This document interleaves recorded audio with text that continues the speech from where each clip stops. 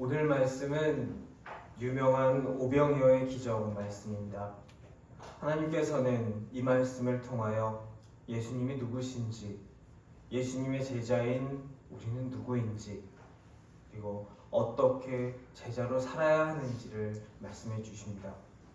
마태는 오늘 말씀 바로 앞에서 헤롯이 벌여놓은 끔찍한 죽음의 잔치와 지금 예수님이 베풀어 주시는 생명의 잔치를 극명하게 대조하면서 오늘 말씀을 우리에게 전해주고 있습니다. 우리는 예수님에 관해 알고 싶어 합니다. 또 알아야 합니다. 일부분만 보고 내가 보고 싶은 대로 보고 내가 이해하고 싶은 대로 이해해서 그렇게 믿는 믿음은 그 믿는 자신뿐만 아니라 많은 사람을 불행하게 만드는 틀린 믿음이 되기 때문입니다. 오늘 헤롯의 죽음의 잔치와 대조되는 예수님의 생명의 잔치 전체를 꿰뚫는 핵심은 14절에서 등장합니다. 예수께서 나오사 큰 무리를 보시고 불쌍히 여기사 그 중에 있는 병자를 고쳐주시니라. 불쌍히 여기사, 헬라어로 스플랑크니조마이라는 단어로 기록되어 있습니다. 이 단어의 앞부분에 있는 스플랑크논은 헬라어로 내장을 뜻하는 단어입니다. 우리 몸속에 있는 장기들을 말하는 단어입니다. 불쌍히 여기사라고 번역된 스플랑크니조마이, 이 단어는 내장이 움직이다, 창자가 끊어질 것만 같이 애끓는 연민을 가지고 있는 것을 표현하는 단어입니다. 신약 성서에서 12번 등장하는데 주로 예수님과 같이 사용됩니다. 예수님께서 스플랑크니조마이, 불쌍히 여기셨다, 이런 식으로 말입니다. 우리가 흔히 단장의 슬픔이라고 표현할 때 사용되는 그 감정을 예수님께서 느끼신 것입니다. 단장이라는 말의 어원은 진나라 때 이야기로 거슬러 올라갑니다. 어떤 사람이 삼협이라는 곳을 지나다가 새끼 원숭이를 한 마리 잡았습니다. 원숭이를 가지고 배를 타고 가고 있는데 새끼를 빼앗긴 어미 원숭이가 백미, 그러니까 40km, 성인 남성이 걸어서 10시간 정도 되는 거리를 그 원숭이 어미가 새끼를 살리려고 슬피 울면서 배를 쫓아오게 됩니다. 그 어미 원숭이는 배가 강 어귀에 다다라서 배로 뛰어오르기 좋은 위치까지 무려 100리를 따라와서 새끼를 구하려고 배로 뛰어들었습니다. 새끼를 구하려는 마음으로 애를 태우고 쫓아온 어미는 배에 오르자마자 죽게 됩니다. 어미 원숭이의 배 모양이 이상해서 사람들이 그 배를 갈라보니 새끼를 잃은 슬픔에 창자가 토막토막 끊어져 있었다고 합니다. 그래서 장이 끊어지는 아픔이다 라고 하여 단장이라고 부르게 되었습니다. 예수님께서 자신을 따라오는 무리, 목자 없는 양 같은 그 무리를 보셨을 때 느끼셨던 감정이 바로 이 감정입니다. 백성을 잘 다스려야 할 왕은 자신의 체면을 위해 하나님의 사람을 죽이는 죽음의 잔치를 벌이고 있습니다. 사람들을 하나님께 인도해야 할 종교 지도자들은 그 악한 왕의 잔치에 그 자리에 앉아 있습니다. 백성들은 목자 없는 양같이 기진하고 갈 바를 몰라 불안해하면서 헤매고 있습니다. 어떤 것이 하나님의 뜻인지 말해주는 사람도 없고 하나님의 길로 인도해줄 사람도 없고 각자 도생, 하루 벌어서 하루 그저 입에 겨우 풀칠이 나는 삶을 이 당시 사람들은 살고 있었습니다. 다른 사람도 아니고 하나님의 백성, 하나님의 민족이라 자부하는 사람들이 이러고 있었습니다. 이것이 바로 세상을 살아가는 인간의 모습입니다. 예수님은 누구십니까? 이런 인간을 불쌍히 여기시는 분이십니다. 높은 위치에서 인간을 내려다보시면서 어휴 저 불쌍한 것 하면서 혀를 차고 손 놓고 뒷짐지고 서 계신 것이 아니라 그 고통받는 인간과 같은 눈높이로 낮아지시고 그 불쌍한 인간들 가운데 함께 계시며 그들이 겪는 고통을 함께 겪으사 그들을 바라보실 때 내장이 끊어지는 것 같은 고통을 느끼시는 분이십니다. 이분이 바로 나의 하나님이십니다. 예수님이 불쌍히 여기시는 오늘 마태복음 14장 13절을 시작하는 이 상황을 다시 살펴봅시다. 세례 요한은 14장을 시작하면서 죽었습니다. 헤롯은 예수님이 세례 요한이 살아난 사람이다 라고 생각하면서 주시하고 있습니다. 세례 요한에게 향했던 칼날이 이제 예수님을 향하고 있습니다. 사람들은 메시아가 헤롯과 로마를 물리치고 이 땅에 다시 다윗의 왕국을 세워주시기를 기대하고 있습니다. 오늘 오병이어의 기적으로 예수님이 먹이신 사람은 21절 말씀을 보면 여자와 어린이를 제외하고 5,000명입니다. 장정 5,000명이면 손에 죽창 하나씩만 쥐어줘도 분봉왕의 궁궐 정도는 습격해서 점령할 수 있는 인원입니다. 마음만 먹으면 기적이 없더라도 세례 요한을 죽였던 헤롯 하나쯤은 엎어버릴 수 있는 그런 상황이었습니다. 하지만 우리 예수님은 이날 모였던 사람을, 우리 인간을 그런 시선으로 보지 않으셨습니다. 다른 복음서에 기록된 것을 보면 먹이실 때 50명씩 100명씩 무리지어 앉히셨습니다. 군대에서 부대 편성을 그렇게 합니다. 먹이고 진격하라고 명령만 하시면 됩니다. 하지만 예수님은 이 사람들을 보시고 먹이실 때 군대 지휘관의 시선이 아니라 길 잃은 양을 보는 목자의 시선으로, 기진하여 희망을 잃은 자식을 보는 아버지의 시선으로 인간을 보셨습니다. 그들을 먹이신 것은 군사작전을 위해서가 아니라 그들을 보고 장이 끊어지는 아픔, 그들을 불쌍히 여기셔서였습니다. 이 시선은 우리가 앞에 보았던 마태복음 9장 36절에 이미 등장합니다. 무리를 보시고 불쌍히 여기시니 이는 그들이 목자 없는 양과 같이 고생하며 기진함이라. 예수님께서 가르치고 전파하시고 병든 자를 고쳐주실 때 인간을 보셨던 시선입니다. 우리가 앞서 보았던 9장에서 예수님이 우리에게 보여주셨던 많은 기적들은 인간을 불쌍히 여기셔서 보여주셨던 것입니다. 아이들이 아프면 부모들은 자기가 대신 아파주고 싶다는 생각을 합니다. 해열제를 먹고도 열이 펄펄 끓어서 끙끙 앓아눕고 물조차도 제대로 먹지 못하는 아이를 보면 차라리 내가 대신 아프고 싶다라고 생각하는 것이 부모의 마음입니다. 하지만 우리는 인간이기에 그런 마음만 들 뿐 대신 아파줄 수 없습니다. 하지만 우리 하나님은 불쌍히 여기사 우리를 대신하여 아파주셨습니다. 인간의 죄를 대신해서 십자가에서 죄의 값을 하나님의 생명으로 치르셨습니다. 우리가 아파야 할 것을 대신 아파주셨습니다.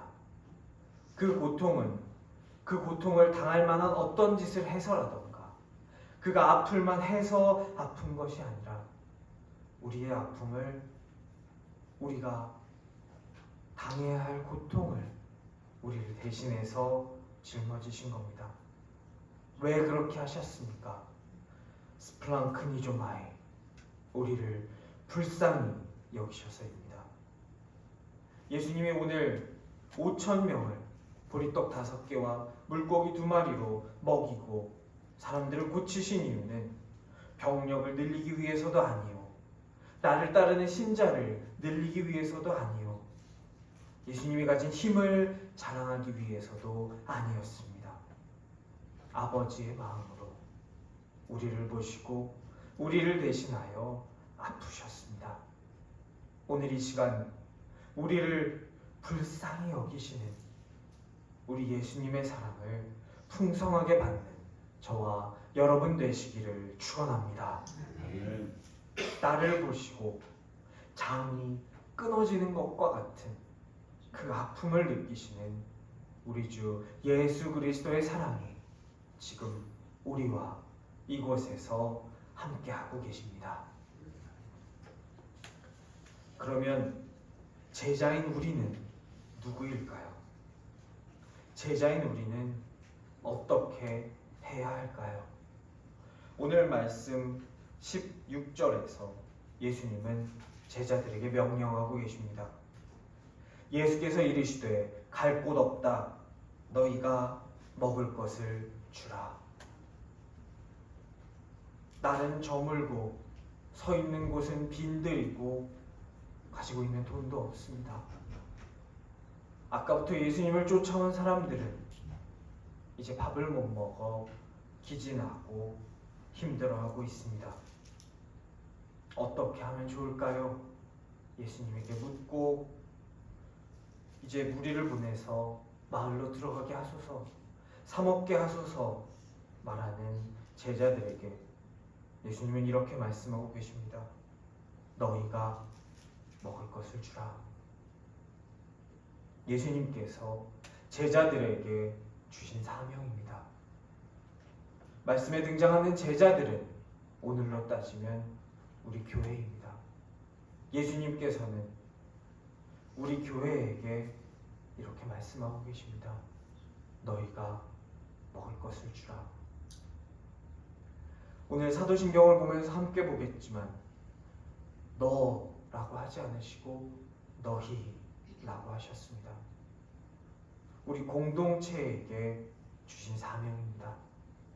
우리 교회가 순종해야 될 예수님의 명령입니다. 우리도 이 명령을 준행하는 교회가 되기를 원합니다. 어떻게 해야, 누가 굶주리고 있는 사람인지, 누가 우리의 이웃인지, 크지 않은 돈, 많지 않은 일일지라도 우리가 어떻게 하고 어떻게 행동해야 하는지 함께 기도하고 실천하기 원합니다. 이를 위해 함께 고민해 주시고 함께 기도해 주시기 바랍니다. 오늘 보리떡 5개와 물고기 2마리로 5,000명을 먹이시기 전에 앞에 벌어졌던 것은 헤롯이 벌인 죽음의 잔치였습니다. 그 잔치에 참여한 사람들은 사람이 아니라 자기의 이웃이나 자기가 옳게 다스려야 되는 사람이 아니라 자기 체면만 찾는 사람이었습니다. 거기 모인 사람들은 눈이었습니다. 체면을 잘 지키는가 감시하는 눈, 어떻게 사나 관음하는 눈. 그런 눈들 사이에서 사람들은 자기가 마땅히 쫓아야 할 하나님이 아니라 다른 사람의 시선을 의식하며 다른 길로, 틀린 길로 가게 됩니다. 그 자리에 있던 사람들은 살리는 역할이 아니라 죽이는 역할을 하게 됩니다. 오늘 생명의, 예수님께서 버리신 생명의 잔치에 참여한 이 제자들은 이 앞에 나와 있는 죽이는 자들과 강렬하게 대조됩니다. 오늘 생명의 잔치에 참여한 이 사람들은 가서 먹을 것을 주는 사람, 내가 가진 먹을 것을 나누어 내 생명을 남에게 주는 사람, 사람을 살리는 사람입니다. 성경은 말합니다. 그 제자가 스승같이 되면 족하니라. 오늘 예수님이 제자들에게 너희가 가서 먹을 것을 주라 라고 명령하신 것은 사람을 살리러 오신 예수님께서 사람을 살리는 제자들을 키우기 위한 방법입니다. 너희가 나의 제자가 되었으니 너희가 궁극적으로 스승처럼 될 것이니 나는 사람을 살리는 스승이니 너희도 사람을 살리는 제자가 되어라. 너희 공동체는 사람을 살리는 공동체가 되어라. 그렇게 살아라. 오늘 예수님은 우리에게 말씀하고 계십니다. 우리가 제자 되기를 원합니다. 우리 공동체가 그저 체면이나 다른 사람의 눈이나 이익을 위해 모인 공동체가 아니라 예수님의 생명의 잔치에 참여한 사람, 그 제자들의 공동체가 되기를 원합니다. 여기 모인 우리가 제자로서 거듭나서 우리의 스승 되신 예수님의 자리까지 성장할 수 있기를 주님의 이름으로 간절히 축원합니다. 그렇다면 우리가 제자라면 어떻게 제자로 살아야 하는가? 어떻게 너희가 가서 먹을 것을 주라라는 우리 예수님의 말씀에 순종할 수 있는가? 이것도 예수님께서 말씀하고 계십니다. 오늘 말씀 17절입니다. 제자들이 이르되 여기 우리에게 있는 것은 떡 5개와 물고기 2마리 뿐이니이다. 제자들의 손에는 다른 복음서에서 기록한 것처럼 어린아이 하나를 위한 도시락이 있습니다. 이것으로는 여기 모인 장정만 5,000명이 아니라 어른 한 사람, 예수님 한 사람도 배불리 먹지 못합니다. 하지만 예수님은 그것을 이루셨습니다. 제자로 사는 우리는 생각하게 됩니다. 우리가 제자로서 살아갈 때 제자로서 산다는 것이 어떻게 가능한가? 그것은 17절에서처럼 나의 손에 있는 것만 보지 않는 것입니다. 제자들이 17절에서 가장 중요한 것을 하나 간구하고 있습니다. 나의 손에는 보리떡 5개와 물고기 2마리만 있지만 가장 중요한 것, 지금 제자들의 눈앞에는 예수님이 계십니다. 내 손에 있는 게 5개와 2개, 합해서 7개입니다. 여기서 계산을 끝내는 것이 아니라 이것밖에 없지만 나에게는 예수님이 계십니다. 이것을 우리의 계산에 포함해야 합니다.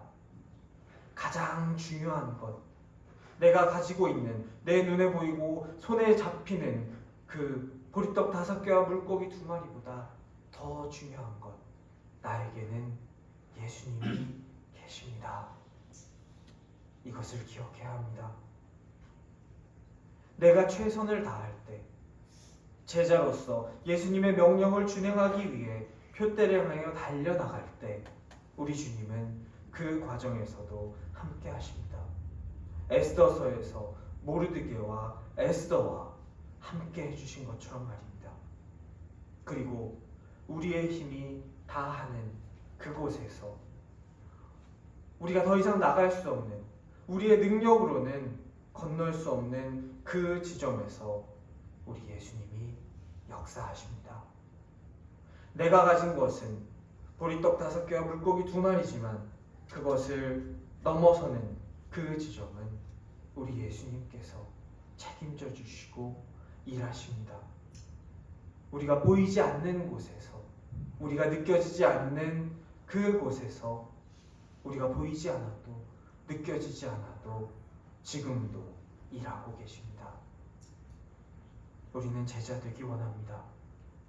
제자가 되었을 때 우리가 보아야 할 것은 내 손에 있는 것뿐만이 아니라 내가 가진 걸 아낌없이 내놓는 것뿐만이 아니라 나의 눈앞에서 너희가 먹을 것을 주라 우리에게 명령하고 계시는 예수님을 바라보아야 합니다. 우리가 예수님이 우리와 함께 계시다는 것을 알고 우리와 함께 하신다는 것을 믿으며 예수님이 나를 붙들고 계심을, 나에게 명령하시고 나에게 오라 하신 저기서 기다리고 계심을 붙들며 사는 우리 신생 가족 될 수 있기를 주님의 이름으로 간절히 축원합니다.